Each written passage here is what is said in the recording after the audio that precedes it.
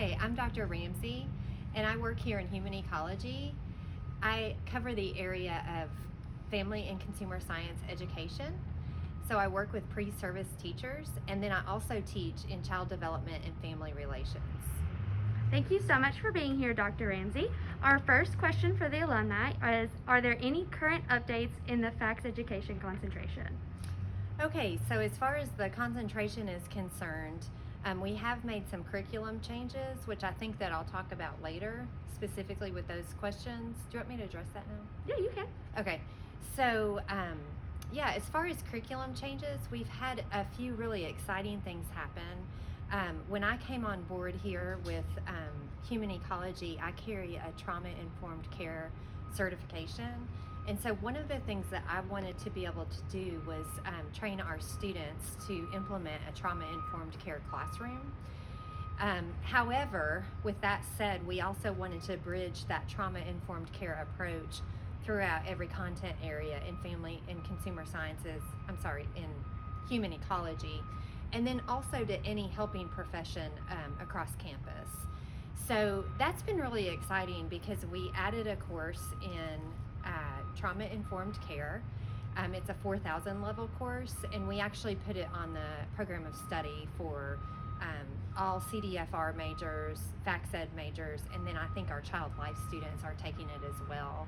And then of course we're getting a lot of crossover across campus because people who are in sociology or nursing, psychology, they're really interested in trauma-informed care. So that's something that we've done with the program that's been really exciting.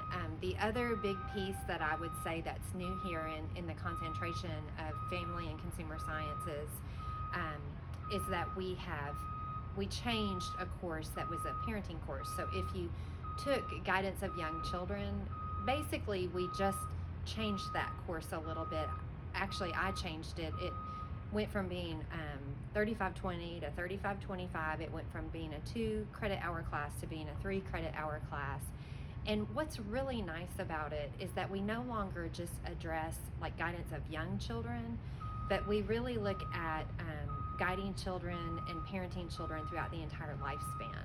And so I think it's been really good. I've taught it for the first time this semester, and I feel like the students are really interested, they're really engaged, and we're covering topics that really needed to be covered. Like for example, I just finished a chapter on parenting adolescents, and it included an entire section on parenting pregnant teens. So I feel like we're kind of diving into those parenting topics that need addressing. So I think that would probably be the major changes. One other change, in case you remember being in family and consumer science education, we have gone from a student teaching semester. So where traditionally our student teachers only spent one semester in the school system, now they're doing an entire residency, which lasts an entire school year.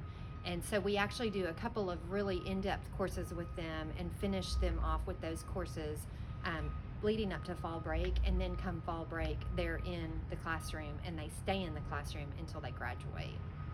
Awesome. So going into that, what are some internship or practicums that your students have been placed in? Okay, so we are doing a lot of practicums. I have 5 students right now placed in the school system.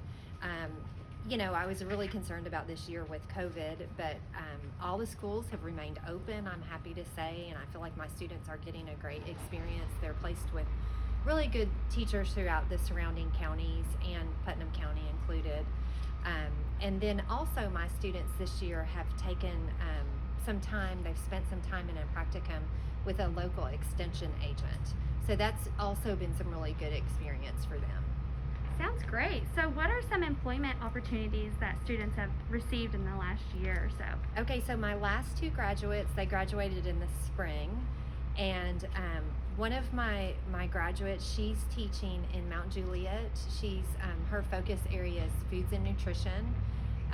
It's a new high school. She was super excited to be there. She's doing really great. I get to follow her a little bit, like on her Facebook posts, and her classroom looks great.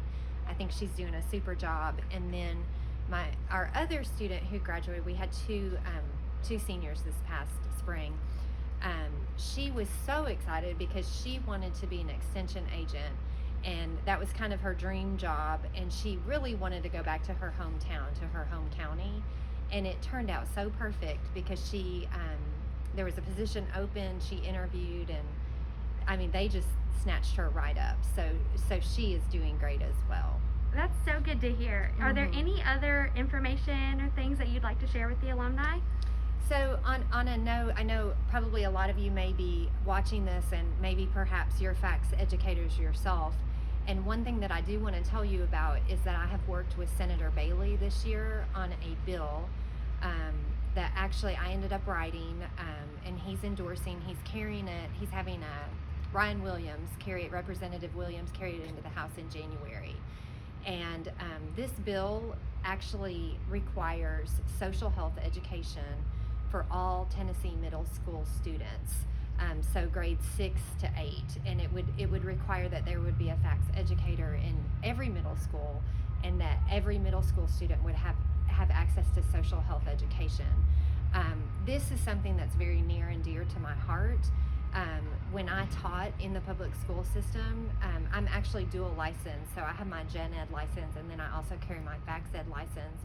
And I was hired in a middle school to teach English, and I could recognize very quickly that my students were in desperate need of social health education. And so when I was there, I actually implemented social health education using the Tennessee state standards that fall under the Family and Consumer Science education, under the state. And it went so well. And I'm happy to say that when I took the position here, since then, they've hired a teacher who's also dual licensed. So she's actually teaching social studies in the morning, and then every afternoon she's teaching social health. I was implementing it during R&E time for my students, but now, and they're using BEP money to pay half of her salary there, which is just fabulous. But overall, I think my point in saying all of this, and I'm going to let those bells, do y'all remember the days when you were here listening to the bells? But I do want to say that I think when we educate children, when we take the time to invest in their social health, it's meaningful not only for us, but it is so meaningful for them. And I can tell you that the school that I left before I came here, that when the teachers, the faculty found out that they were going to hire another person who could teach social health and implement it, they literally cheered at the faculty meeting, because it's such a need to teach these kids about healthy relationships and how to resolve conflicts. And so I feel like we're doing great things. If you want to get involved in that, email me or call me here at the school, or just send your legislators emails and say, hey, support that social health bill, because we need it. It's time. Well, thank you so much, Dr. Ramsey, for taking time today and doing this video for our alumni. Thank you.